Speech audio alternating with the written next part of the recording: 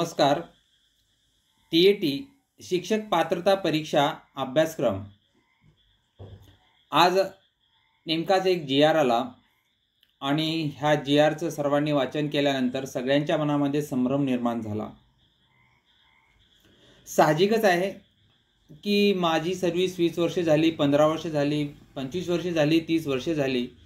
मला आता टी द्यायची आहे. असा एक सुप्रीम कोर्टाचा निर्णय आहे आणि शासनाचा निर्णय असल्यामुळे आपल्याला त्या गोष्टी कराव्याच लागतील. घाबरण्याचं कुठलीही गोष्ट नाही किंवा चिंता करण्याची कुठलीच गोष्ट नाही, कारण आपलं पूर्ण विद्यार्थ्यामध्ये आयुष्य गेलेलं आहे आणि ते कार्य म्हणजे शिकवणे.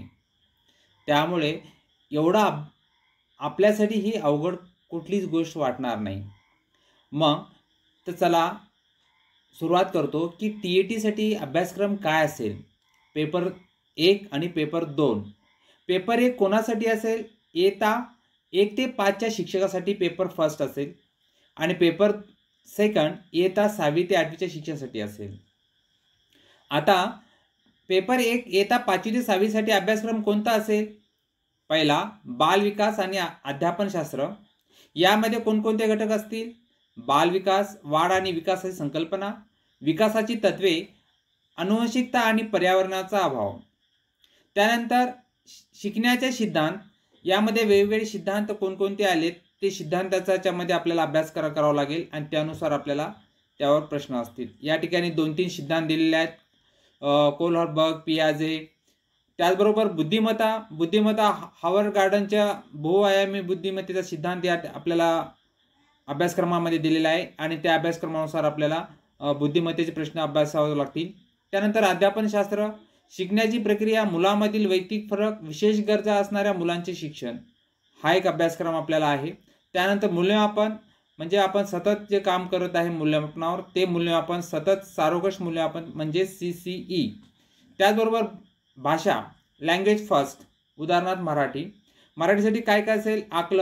आकलनावर असतील पाहिलेले उतारे, गद्य आणि पद्य त्यावर आधारित प्रश्न असतील.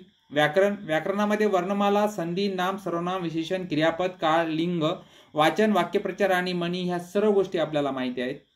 आणि त्याचबरोबर अध्यापनशास्त्रही आपल्याला सर्वांना माहिती आहे. भाषा शिकण्याची तत्वे, भाषा कौशल्याचा विकास, ऐकणे, बोलणे, वाचणे आणि लिहिणे.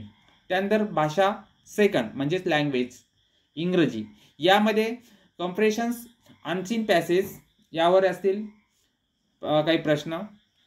त्यानंतर ग्रामरवर असतील प्रश्न. ग्रामरमध्ये जे आपण आतापर्यंत शिकलेलो आहोत, मुलांना शिकवतो, part of speech, tense, article, preposition, voice, narration असे. त्यानंतर पेडॉलॉजीमध्ये गणितामध्ये आपल्याला काय असेल? अंकगणित. याच्यामध्ये संख्याज्ञान, बेरीज, वजाबाकी, गुणाकार, भागाकार आणि लसावे आणि मसावी, अपूर्णांक.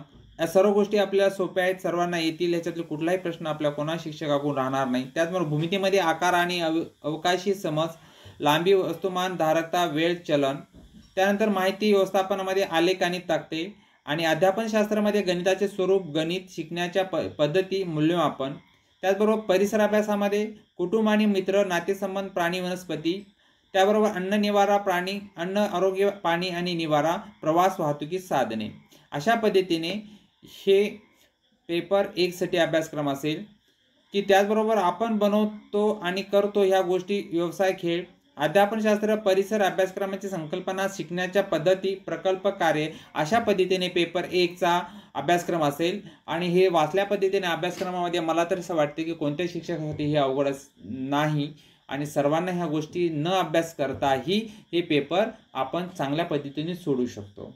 कारण आपलं पूर्ण हयात आपण शिकण्यामध्ये घालवतो आणि या सर्व अभ्यासक्रमाचे घटक आहेत ते कुठलाही अवघड घटक नाही. त्यानंतर पेपर 2 कोणासाठी आहे? मी मगा सांगितल्याप्रमाणे इयत्ता 6वी आणि 8वी शिकवणारे शिक्षक आहेत त्यांच्यासाठी हा अभ्यासक्रम काय असेल? जसं की नाही बालविकास आणि अध्यापनशास्त्र पेपर 1 प्रमाणे, जसं पेपर 1 मध्ये सर्व अभ्यासक्रम सांगितला आहे तेच आहे. भाषा लँग्वेजमध्ये जे पेपर 1 जो अभ्यासक्रम आहे तोच एक ना. भाषेसाठी सुद्धा 6वी 8वीसाठी सुद्धा तेच आहे.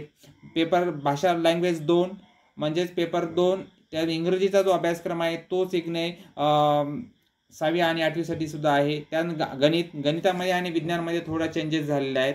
यामध्ये अंकगणित, संख्या प्रणाली, वर्गमूळ, घनमूळ, घातांक, त्यानंतर बीजगणित, बेसिक समीकरणे, गुणोत्तर आणि प्रमाण, भूमितीवर मूलभूत संकल्पना, त्रिकोण, चौकोन, वर्तुळ, माहिती व्यवस्थापन, सांख्यिकी, आलेख.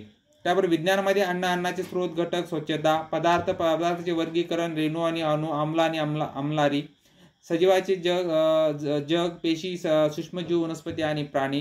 त्याचबरोबर नैसर्गिक घटना, प्रकाश, ध्वनी, वीज, चुंबकत्व, नैसर्गिक संसाधने, हवा, पाणी, माती. अशा पद्धतीने हे विज्ञान विषयावर असतील. आता सामाजिक शास्त्रामध्ये काही प्रश्न असतील की सामाजिक शास्त्रामध्ये अभ्यासक्रम कसा असेल, तर इतिहास, प्राचीन, मध्ययुगीन, आधुनिक भारताचा इतिहास, स्वातंत्र्य लढा, भूगोल, सौरमंडळ, पृथ्वी, हवामान, नैसर्गिक संसाधने, भारत आणि महाराष्ट्राचा भूगोल, नागरिकशास्त्रामध्ये भारतीय संविधान, लोकसभा, राज्यसभा, स्थानिक स्वराज्य संस्था, अध्यापनशास्त्र, सामाजिक शास्त्र, शिकण्याच्या पद्धती, प्रकल्प, कार्य, मूल्यमापन.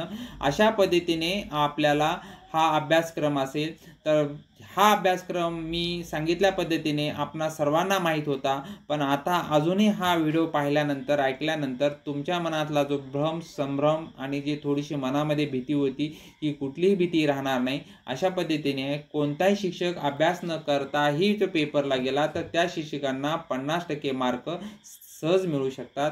म्हणून शिक्षक विद्यार्थी मित्रांनो, या पद्धतीने थोडा आपण एक वेळेस रिव्हिजन केलं तरी ह्या अभ्यासक्रमाचं, तर आपल्याला सहज तो TETचा पेपर आपण डिस्टिंक्शनमध्ये पास होऊ शकतो. यात कुठलीही शंका नाही. धन्यवाद.